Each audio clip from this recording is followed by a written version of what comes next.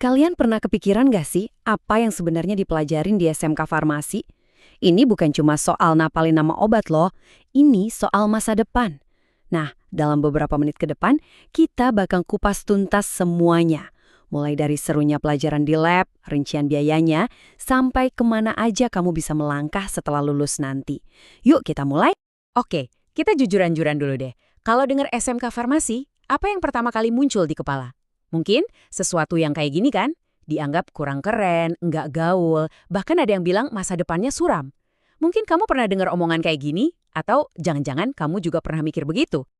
Eits, tapi tunggu dulu. Emangnya benar begitu? Kata siapa? Nah, sekarang kita akan bongkar semua mitos itu satu persatu. Kita lihat realitanya, yang ternyata jauh lebih seru dan penuh peluang dari yang dibayangkan. Oke, lupakan semua anggapan tadi. Sekarang kita intip langsung ke dapurnya SMK Farmasi. Apa sih yang bikin jurusan ini beda dan spesial? Semuanya itu berpusat pada 3 ilmu sakti yang bakal jadi bekal utama kamu. Yang pertama dan jadi fondasi utamanya adalah ilmu resep. Dari hari pertama masuk, kamu bakal diajarin bahasa rahasia dunia farmasi. Belajar nerjemahin tulisan dokter yang kadang kayak cakar ayam itu, ngertiin singkatan Latin aneh kayak STDD yang ternyata artinya 3 kali sehari, sampai langsung praktek ngeracik obat. Ini benar-benar skill inti yang paling utama. Selanjutnya ada farmakognosi. Anggap aja ini jembatan antara obat modern sama ramuan herbal tradisional. Di sini, indera penciuman dan penglihatan kamu bakal diuji beneran. Kamu harus bisa bedain ratusan jenis tanaman obat kering atau yang biasa disebut simplicia. Bayangin, cuma dari aroma dan teksturnya, kamu harus tahu mana jahe, mana kencur, sambil ngapalin nama Latin dan khasiatnya. Seru kan? Dan yang ketiga, farmakologi. Nah, ini ilmu yang ngejawab pertanyaan, gimana caranya obat bekerja?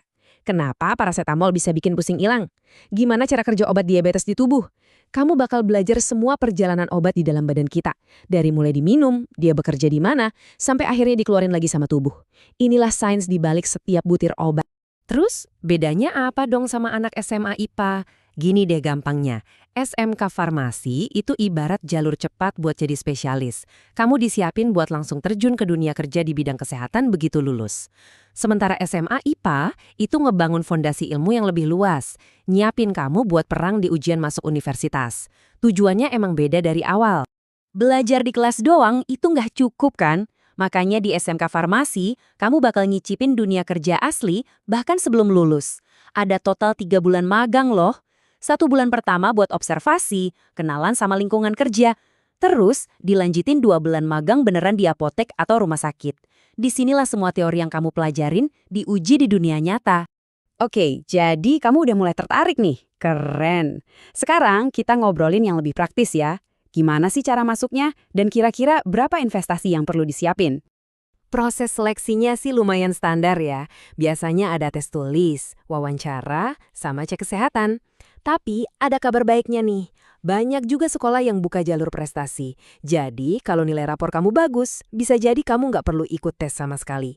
Tapi ada satu syarat kesehatan yang mutlak dan nggak bisa ditawar sama sekali. Kamu tidak boleh buta warna. Kenapa ini penting banget? Soalnya di lab nanti ada banyak praktek yang ngandelin perubahan warna. Contohnya titrasi. Kamu harus bisa lihat perubahan warna yang tipis banget. Salah lihat warna dikit aja, wah bisa gagal total praktikumnya. Jadi ini krusial banget. Nah, kita masuk ke soal biaya bulanan alias SPP. Ini variasinya lumayan jauh loh. Ada SMK negeri yang SPP-nya bisa sampai Rp0 alias gratis.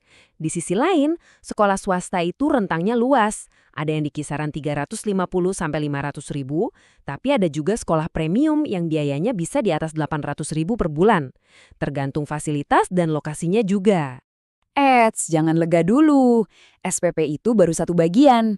Kamu juga perlu siapin dana buat biaya lain. Ada uang pendaftaran di awal yang jumlahnya lumayan, terus ada daftar ulang per semester atau per tahun, biaya praktikum buat bahan-bahan di lab, dan yang paling penting, biaya uji kompetensi keahlian atau UKK pas mau lulus. Anggap aja sertifikat UKK ini kayak SIM buat kamu bisa kerja resmi di bidang farmasi. Oke, setelah ngelewatin semua proses belajar, praktikum, dan juga biaya, sekarang kita masuk ke bagian yang paling ditunggu-tunggu. Hasilnya, setelah lulus, pintu mana aja sih yang kebuka buat kamu? Yuk, kita lihat prospek karir dan jalur kuliahnya.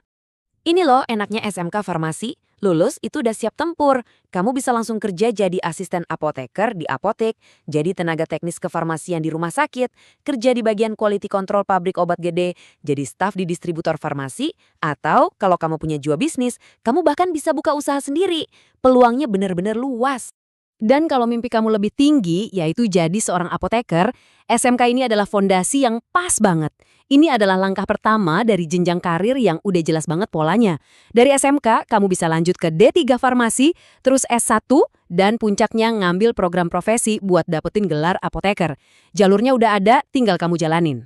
Jadi, kalau kita balik lagi ke anggapan di awal tadi, jelas banget kan, farmasi itu nggak basi, malah ilmunya terus berkembang. Farmasi itu berisi, penuh dengan ilmu dan skill yang nyata.